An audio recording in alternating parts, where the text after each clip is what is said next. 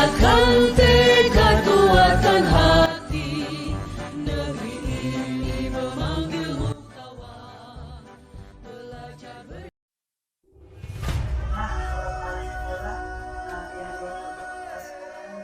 teman-teman semuanya,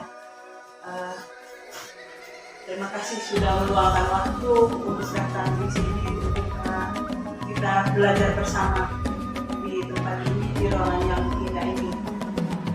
Pertama-tama mari kita memulai dari kegiatan ini dengan berdoa. Saya minta ini doa. Mari kita siapkan hati untuk berdoa. Dalam nama Bapa, dalam nama Bapa, Bapak Ibu guru semua, saya berdiri di sini bukan berarti saya mau menggurui Bapak Ibu semua, tapi saya berdiri di sini untuk kita sama-sama belajar tentang yang ada di sini, yaitu dimensi menyebarkan pemahaman dan penerapan pengalaman budaya positif yang kita lakukan setiap hari di sekolah kita masing-masing. Di sini ada pengertian tentang budaya positif, yaitu budaya positif merupakan perwujudan dari nilai-nilai atau keyakinan universal yang diterapkan di sekolah. Budaya positif dapat mendorong murid untuk mampu berpikir, bertindak, dan mencipta sebagai proses memerdekakan dirinya, sehingga murid mampu mandiri dan bertanggung jawab. Di sini ada 7 konsep inti budaya positif. Yang pertama, perubahan paradigma belajar. Yang kedua, disiplin positif. Yang ketiga, kebutuhan dasar manusia. Yang keempat, motivasi perilaku manusia. Yang kelima, posisi kontrol guru. Yang keenam, keyakinan kelas. Ketujuh, segitiga restitusi. Yang pertama tadi, pembelajaran dengan paradigma baru. Di sini ada 6 dimensi menurut profil pelajar Pancasila. Pembelajaran dengan paradigma baru merupakan pembelajaran yang dirancang berdasarkan prinsip pembelajaran berdiferensiasi. Kebetulan materi berdiferensiasi ini kami baru mau belajar tahun 2021 yang kami jalankan sekarang. Sehingga para peserta didik belajar sesuai dengan kebutuhannya, berdasarkan tahap perkembangan sesuai teori psikologi modern untuk mewujudkan profil pelajar Pancasila. Di sini ada 6 dimensi profil pelajar Pancasila. Yang pertama di sini ada berpendidikan global sesuai dengan visi kita. Ada yang kata berpendidikan global. Yang kedua bergotong royong. Yang ketiga berkreatif. Yang keempat bernara kritis. Yang kelima mandiri. Yang keenam beriman bertakwa kepada Tuhan yang Maha Esa dan berakhlak mulia. Yang kedua di sini tentang disiplin positif. Disiplin positif yaitu pembiasaan hal yang baik mencakup sikap atau perilaku maupun tutur kata oleh seluruh warga di sekolah, terutama bagi murid agar dapat berkembang menjadi pribadi yang kritis, mandiri, dan bertanggung jawab. Adapun tujuan kita sebagai pendidik yaitu menciptakan peserta didik yang memiliki disiplin diri sehingga mereka berperilaku mengacu kepada nilai-nilai kebajikan universal yang memiliki motivasi dalam diri menuju perubahan perilaku ke arah yang lebih baik. Mungkin selama ini peserta didik kita ada yang bolos. Bagaimana cara kita sebagai pendidik itu memberikan perubahan perilakunya mereka itu ke arah yang lebih baik ini. Yang ketiga, ada kebutuhan dasar manusia. Selain dari yang disiplin positif, ada juga tentang kebutuhan dasar manusia, yaitu sesuatu yang kita lakukan untuk mendapatkan apa yang kita inginkan. Seluruh tindakan yang kita lakukan memiliki tujuan. Semua usaha terbaik yang akan kita lakukan agar kebutuhan dasar kita terpenuhi dengan baik. Ada 5 kebutuhan dasar yang kita harus penuhi. Yang pertama, bertahan hidup, yaitu ada makanan, pakaian, tempat tinggal, keamanan, dan kesehatan. Yang kedua, kasih sayang dan rasa diterima, yaitu rasa diterima, dipedulikan, berbagi, kerjasama, dan menjadi bagian dalam kelompok. Yang ketiga, penguasaan, yaitu harga diri, keinginan untuk dianggap, memimpin, berprestasi, diakui, dan didengar. Yang 5. Kebebasan, yaitu mandiri, memiliki pilihan, mencoba hal baru, dan mampu mengendalikan arah dirinya. Yang terakhir, yang kelima, yaitu bermain, humor, antusias, dan tertawa. Yang keempat, kebutuhan dasar manusia itu ada 3. Yang pertama ada hukuman. Hukuman ini dibagi menjadi 4, yaitu tidak terencana atau tiba-tiba. Yang kedua, murid tidak tahu apa yang akan terjadi. Yang ketiga, bersifat satu arah. Yang keempat, berupa hukuman fisik atau psikis. Konsekuensinya yaitu ada 3 juga, yaitu terencana atau disepakati sesuai dengan peraturan. Yang kedua, murid tetap dibuat tidak nyaman. Yang ketiga, sikap guru selalu memonitor murid.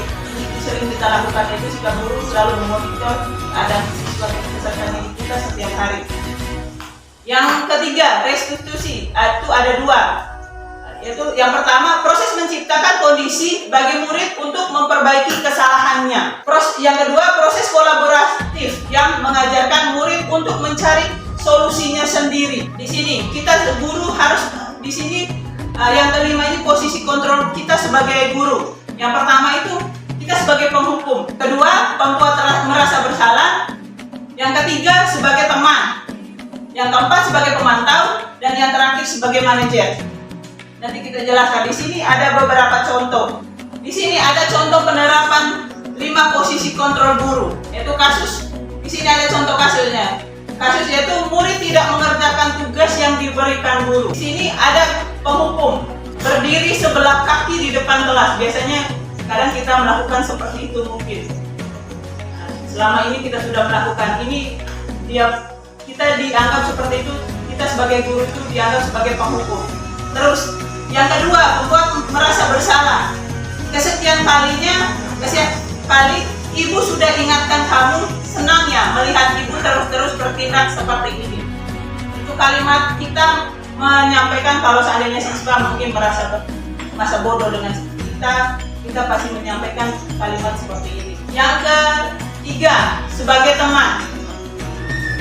Di sini ada kalimatnya, yaitu ayo dong kamu kerjakan tugasnya. Nanti kalau sudah selesai kita main games. Yang keempat, sebagai pemantau.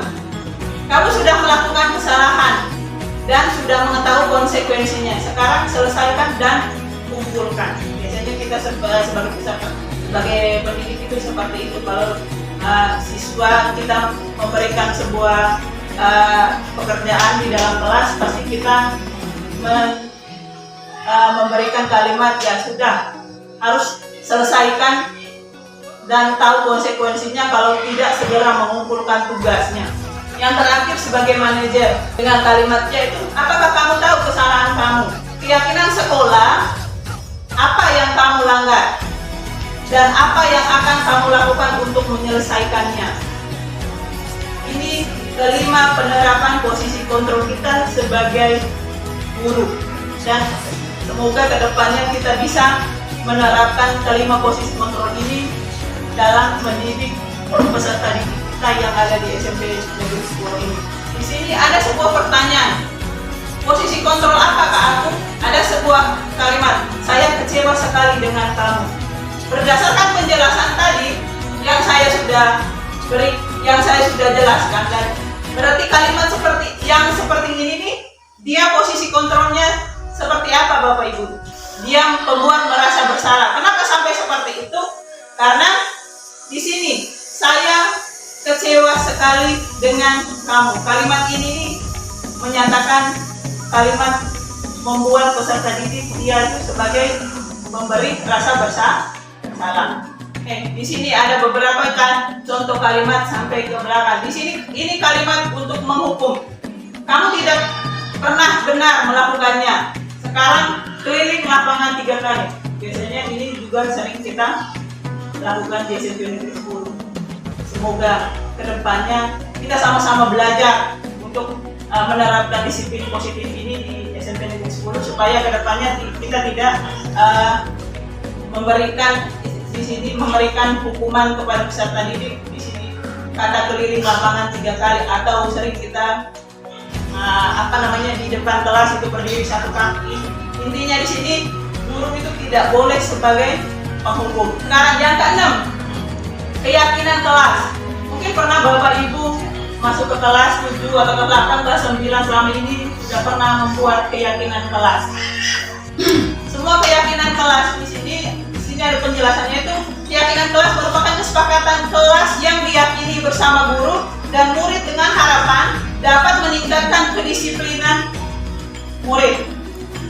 Artinya kesepakatan kelas kita itu tentang keyakinan kelas. Keyakinan kelas itu merupakan kesepakatan kelas yang kita yakini bersama guru dan murid dengan harapan dapat meningkatkan kedisiplinan murid. Keyakinan kelas berupa pernyataan yang universal, dibuat dalam bentuk positif dan bersifat abstrak. Keyakinan kelas hendaknya tidak terlalu banyak sehingga mudah diingat dan dipahami. Semua warga kelas ikut berkontribusi dalam pembuatan keyakinan kelas lewat kegiatan mengutarakan pendapat. Di sini mungkin tidak terlalu terlihat, ada beberapa saya sudah kasih contoh di sini tentang keyakinan kelas. Ini yang ketujuh, yaitu segitiga restitusi. Segitiga restitusi ini ada 3. Yang pertama, menstabilkan identitas. Yang kedua, validasi tindakan yang salah. Yang ketiga, menanyakan keyakinan. Contohnya begini, kalau dengar anak berkelahi, kita panggil, menghadap di dalam ruangan, jangan langsung menghakimi.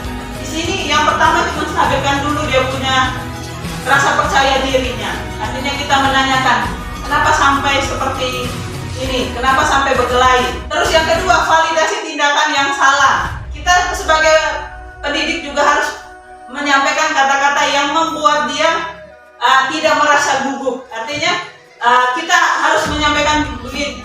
Contohnya kalimatnya begini, ibu juga atau bapak juga dulu pernah berbuat seperti ini. Terus yang ketiga, menanyakan keyakinan.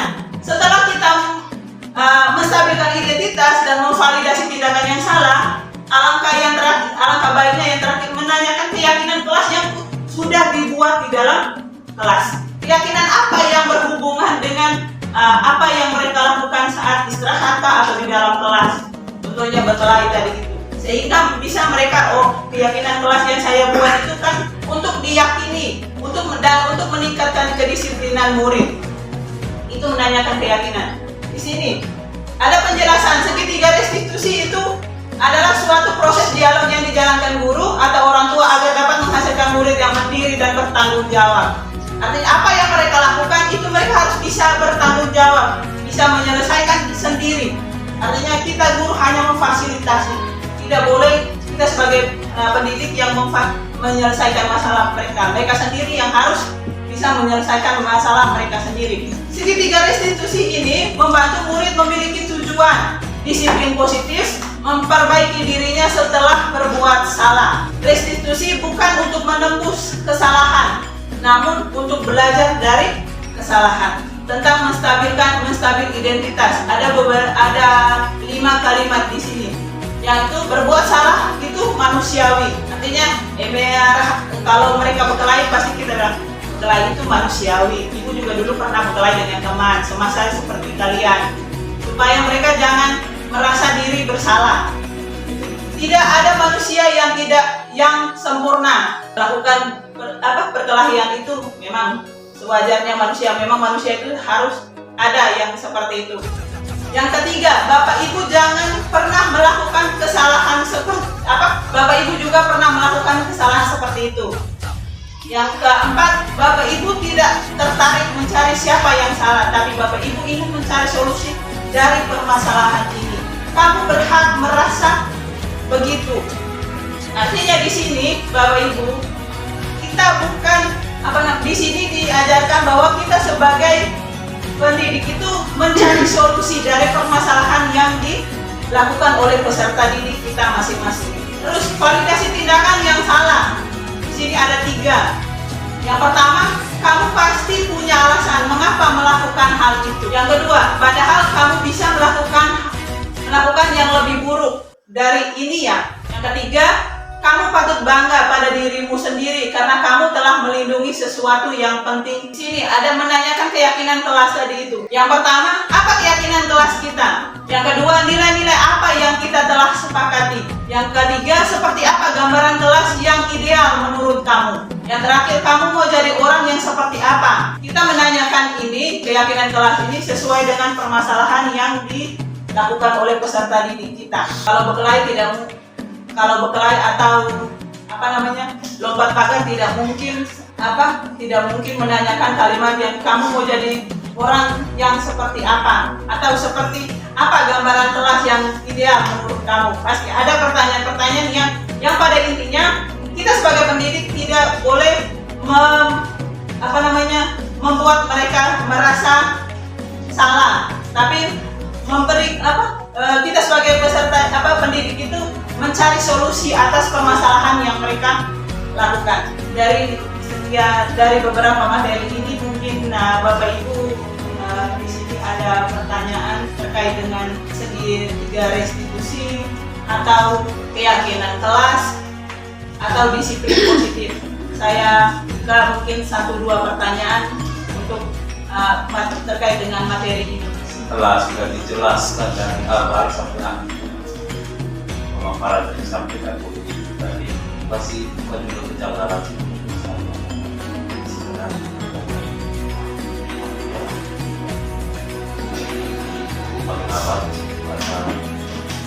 poin salah satu poin satu poin tidak terus harus Pendidikan global. global dong. Berkebinekaan. Berbineka global.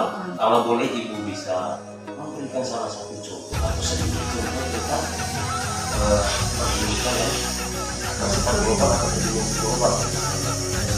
Profil global ya, coba dijelaskan sedikit tentang Berkebinekaan. Mungkin ada Bapak Ibu yang bisa membantu saya untuk menjelaskan peserta didik atau sekolah yang berkebinekaan global itu seperti apa? Saya Bu.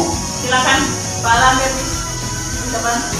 Baik, terima kasih. Pertanyaan dari Pak Arno tadi menanyakan pelajar yang berkebinekaan global.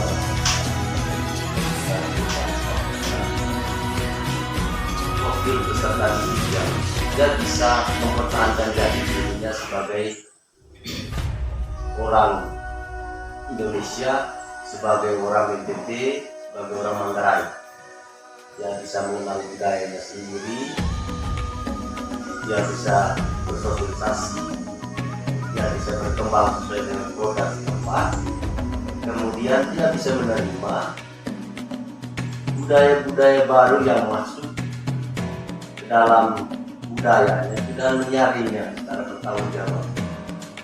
Dia akan bisa menyelesaikan hidupnya, baik itu sebagai masyarakat lokal, nasional maupun masyarakat. Di situ juga ada tentang antara budaya dan budaya. Kalau anak kita dipersiapkan sebagai anak yang memiliki karakter berkebinekaan, berarti dia harus siap menerima segala perbedaan yang ada di luar manusia itu sendiri. Skala daerahnya, kampungnya, provinsi, atau skala nasional maupun skala global. Pelajar yang berkebinekaan ini dari yang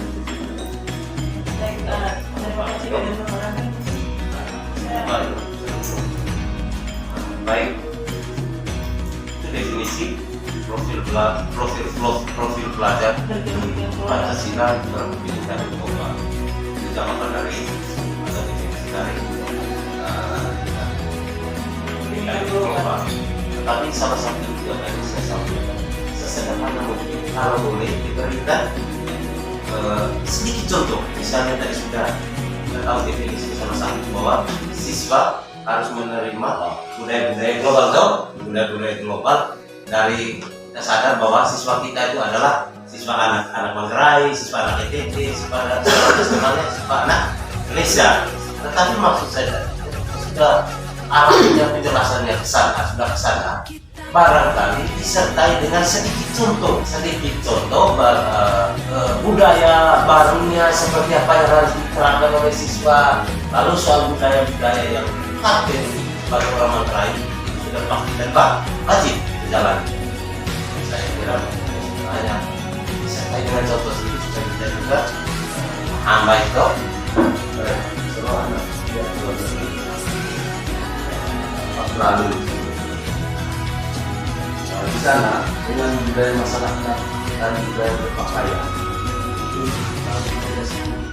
kita orang Indonesia.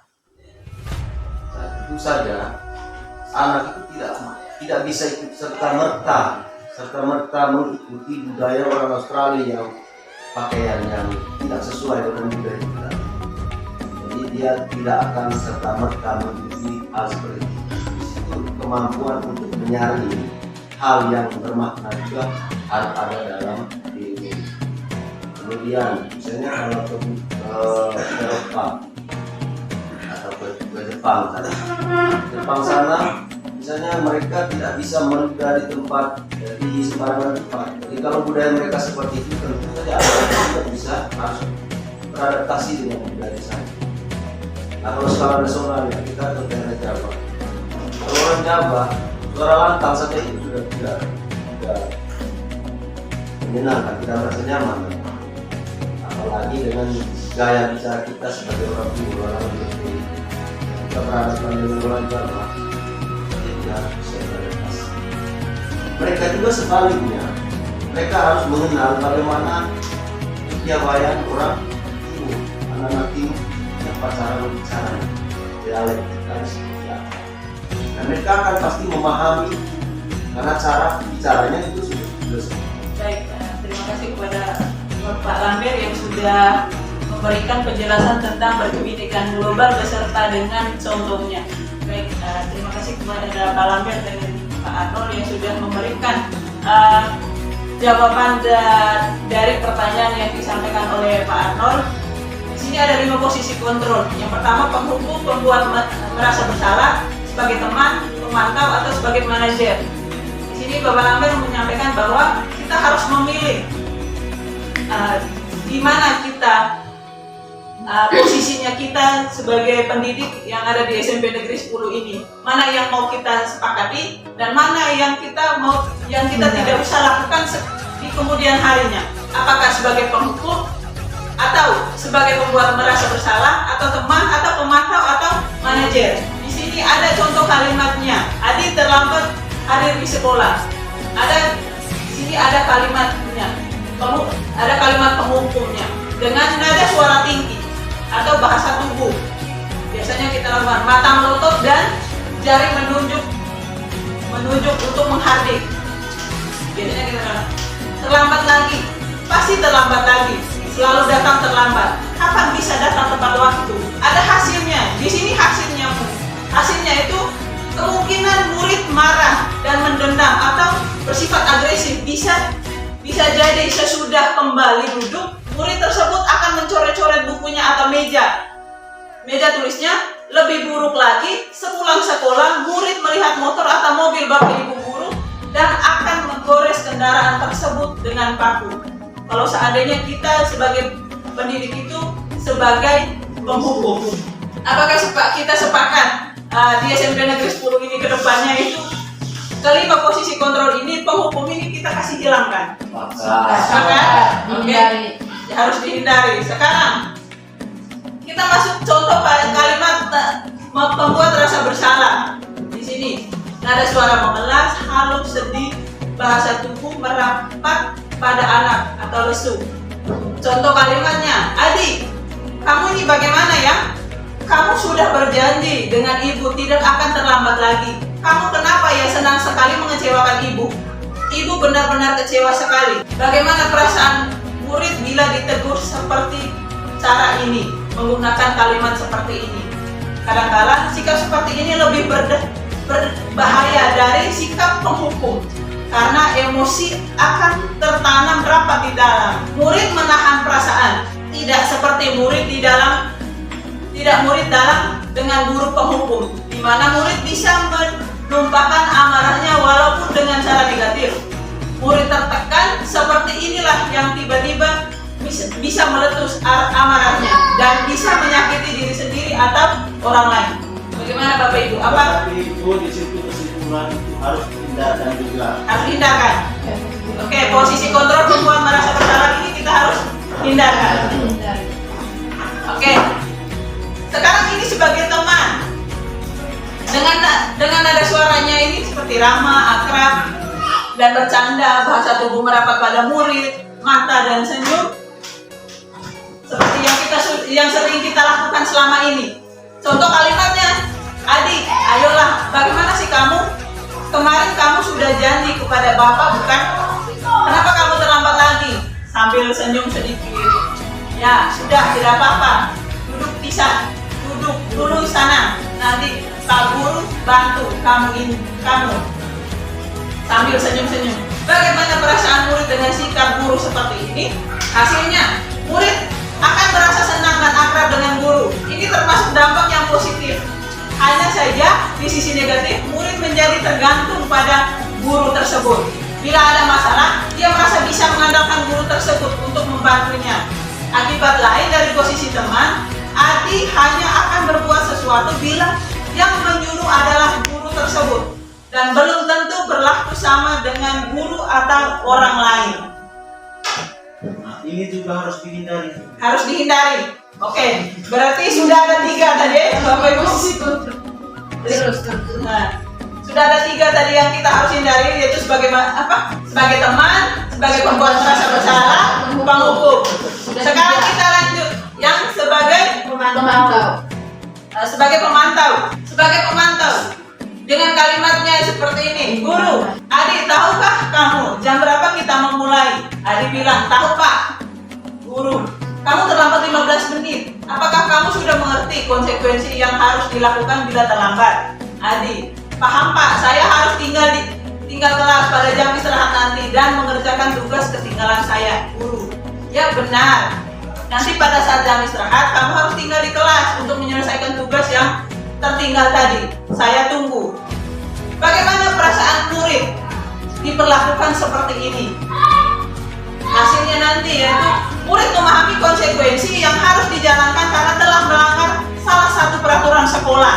Guru tidak menunjukkan suatu emosi yang berlebihan, menjadi marah atau membuat merasa berbuat salah. Murid tetap dibuat tidak nyaman, yaitu dengan harus tinggal kelas pada waktu jam istirahat dan mengerjakan tugas. Guru tetap harus memantau murid pada saat mengerjakan tugas di jam istirahat karena murid tidak bisa ditinggal seorang diri. Bagaimana ini Bapak Ibu? Apakah ini kita pakai? Karena di sini kita sebagai pemantau, pendidik sebagai pemantau di sini. Lanjut, sebagai manajer dengan kalimat Guru, adik, apakah kamu mengetahui jam berapa sekolah dimulai? Adik, tahu Pak, jam 7. Guru, ya, jadi kamu terlambat. Kira-kira bagaimana kamu akan memperbaiki masalah ini? Adik, saya bisa menanyakan teman saya Pak untuk mengejar tugas yang tertinggal. Guru, baik, itu bisa dilakukan. Apakah besok akan ada masalah untuk kamu agar bisa hadir tepat waktu ke sekolah? Adik, tidak Pak, saya bisa hadir tepat waktu. Guru, baik, saya hargai usahamu untuk memperbaiki diri. Bagaimana perasaan peserta didik atau murid kita diperlakukan seperti ini? Hasilnya itu, pada posisi manajer, maka suara guru sebaiknya tulus. Tidak perlu marah, tidak perlu meninggikan suara, apalagi menunjuk jari ke murid, berkaca pinggang, atau bersikap seolah-olah menyesal. Tampak sedih sekali akan perbuatan murid ataupun bersenda gurau menempatkan diri sebagai teman murid. Fokus ada pada murid, bukan untuk membahagiakan guru atau orang tua. Murid sudah mengetahui adanya suatu masalah dan sesuatu perlu terjadi. Bila guru mengambil posisi pemantau, guru akan melihat apa konsekuensinya, apa peraturannya. Namun pada posisi manajer, guru akan mengembalikan tanggung jawab pada murid untuk mencari jalan keluar permasalahannya, tentu dengan bimbingan guru. buruk. Baik Bapak Ibu, sekian materi hari ini tentang budaya positif, penerapan budaya positif yang saya sampaikan hari ini. Semoga bermanfaat bagi Bapak Ibu guru semua. Selamat pagi. Selamat pagi.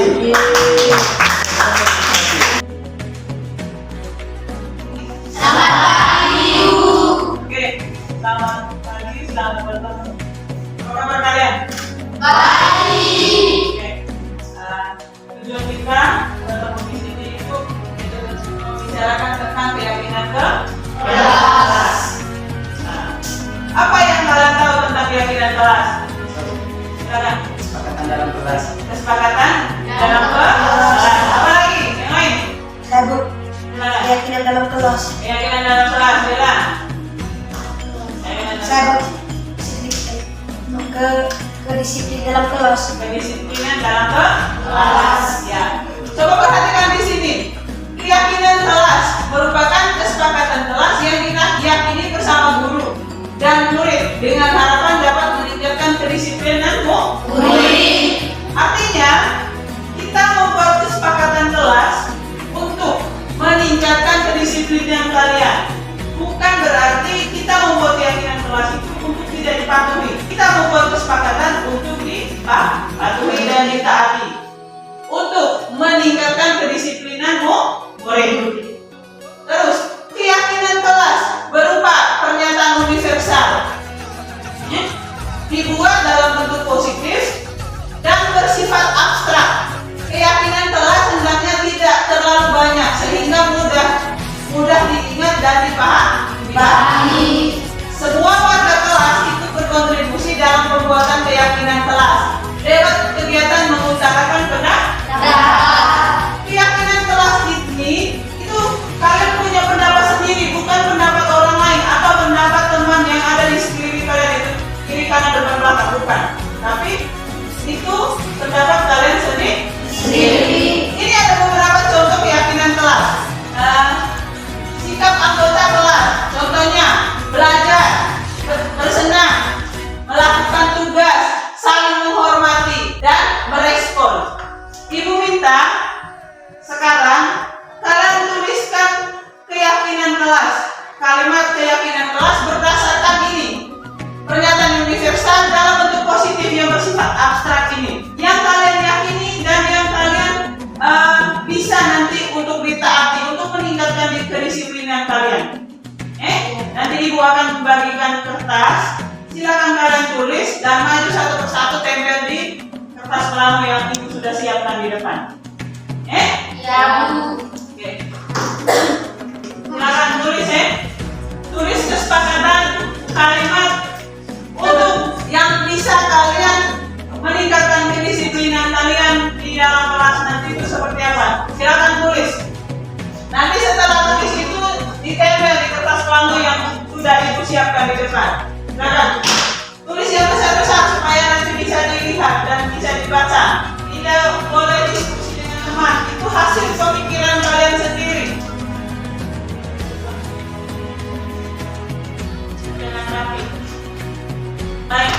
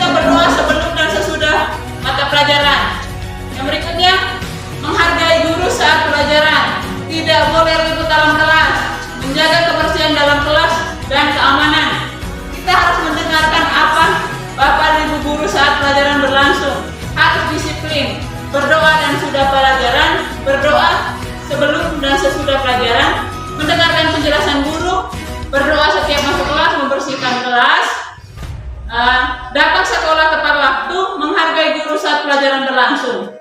Saat di dalam kelas harus